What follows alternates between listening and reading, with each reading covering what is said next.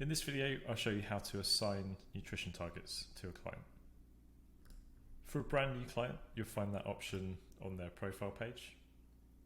So I'll just scroll down to the target section. Or for an existing client, you'll see that in their check-in. So again, if I scroll down to the nutrition section, you can review their recent intake, see their previous targets, and then adjust from there. If you didn't want a client to track at all, then you just wouldn't assign them any targets. And when they complete their check-in, they just won't see a nutrition section at all. And that'll look something like this. If you want them to track, but not aim for any specific numbers, you can set an all days target, give it a start date, and then just set everything to 0. So then the client will see the option to track, and as long as they track something, these boxes will show as green. If you just want the client to focus on protein, you can enter the protein amount and then just set everything else to 0. For protein and calories, you can put in the protein amount and just leave carbs and fat as 0.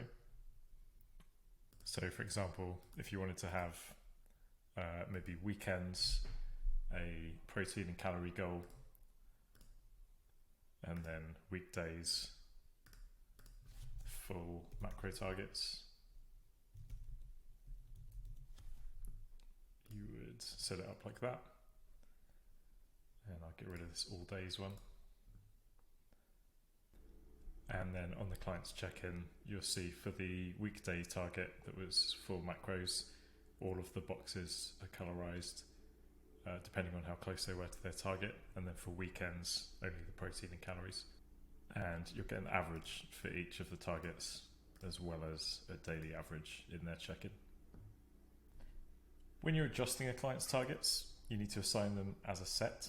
So say we only wanted to change this client's training days target, we would set the new start date and the target.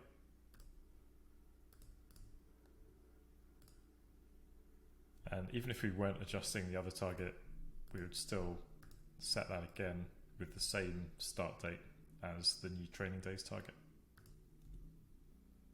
And on the following check-in, the client will be able to select from both sets of targets. And after this check-in is submitted, the old targets will drop off and they'll just have the most recent ones. The reason we do that is just to account for any delay in you setting the new targets and the client seeing them. And so this way, if they've already started tracking and aiming for the previous targets, they can still select that for that first week while they adjust. If you wanted to set more target names or change the existing ones, you can do that under settings and then macro goals. And you can also adjust the tolerances for the colorization on the client's check-in. And you can add reasons for why the client didn't track.